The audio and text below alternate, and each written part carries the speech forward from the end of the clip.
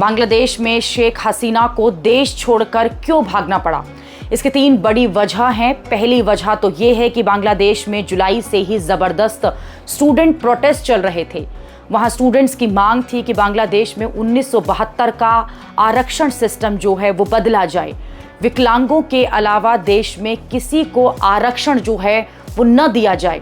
शुरुआत में 2 हफ्ते तक तो आंदोलन शांतिपूर्ण था, लेकिन धीरे धीरे इस आंदोलन में दूसरे लोग भी जुड़ते गए और शेख हसीना ने इस आंदोलन पर छात्रों की बात सुनने की जगह इसे दबाने और कुचलने पर जोर दिया। इसी की वजह थी कि आरक्षण विरोधी आंदोलन में कम से कम 90 लोग मारे गए और धीरे धीरे ये आंदोलन जो है सरकार विरोधी आंदोलन बन गया।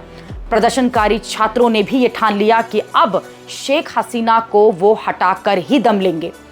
बांग्लादेश में हालात ये हो गए कि छात्रों ने लोगों से ये कहना शुरू कर दिया कि वो देश में कोई टैक्स न दें। सभी फैक्ट्रियों को बंद करने तक को कह दिया गया, साथ ही पब्लिक ट्रांसपोर्ट को बंद करने को कह दिया गया। प्रदर्शनकारी छात्र सीधे तौर पर शेख हसीना को हटाने की मांग करने लगे और ढाका तक लॉन्ग मार्च करने का आह्वान है वो भी कर दिया गया। इसी बीच शेख हसीना ने बांग्लादेश में 3 दिन की छुट्टी का ऐलान कर दिया। जगह जगह पर देश में कर्फ्यू लगा दिया गया। इंटरनेट सेवाएं और ब्रॉडबैंड सेवाओं को बंद कर दिया गया। शेख हसीना ने कह दिया कि हिंसा करने वाले छात्र नहीं बल्कि टेररिस्ट हैं। शेख हसीना को ये लगा था कि छात्रों के आंदोलन को वो इसी तरह से दबा लेंगी, लेकिन ऐसा हो नहीं पाया। पब्लिक बड़े पैमाने पर छात्रों के साथ ही दिखी, क्योंकि शेख हसीना 15 साल से बांग्लादेश में राज कर रही हैं और उनके खिलाफ नाराजगी जो है वो चरम पर पहुंच गई। इस नाराजगी के बावजूद शेख हसीना जो जनवरी में बांग्लादेश में चुनाव हुआ वो जीत गई, लेकिन लोगों ने ये जीत पूरी तरह से स्वीकार नहीं करी, क्योंकि विपक्ष के नेताओं को जेल में डाला गया और धांधली करके चुनाव जीतने जैसे गंभीर आरोप जो हैं शेख हसीना पर लगे।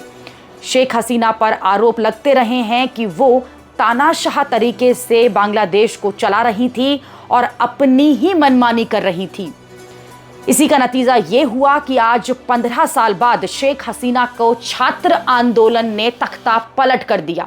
शेख हसीना को 45 मिनट के अंदर न केवल इस्तीफा देना पड़ा बल्कि उन्हें देश छोड़कर भी भागना पड़ा, क्योंकि बांग्लादेश में छात्र आंदोलनकारी जो हैं वो बांग्लादेश के पीएम के घर तक घुस गए थे। ठीक वैसे ही हाल हुआ जैसा कि हमने श्रीलंका में देखा था। बांग्लादेश के इस हालात के पीछे 3 बड़ी वजह हैं। एक, आरक्षण विरोधी आंदोलन शेख हसीना के खिलाफ 15 साल की लोगों की जनता की नाराजगी, बेरोजगारी और महंगाई को लेकर थी, और शेख हसीना के काम करने का जो तौर तरीका था जिसमें विरोधियों को जेल में डालने को लेकर मनमानी करना शामिल है। इससे सबक मिलता है कि कोई सत्ता में आकर अमर नहीं होता और हमेशा के लिए सत्ता नहीं मिलती। अगर शेख हसीना लोगों की सुनती तो शायद हालात ये ना होते।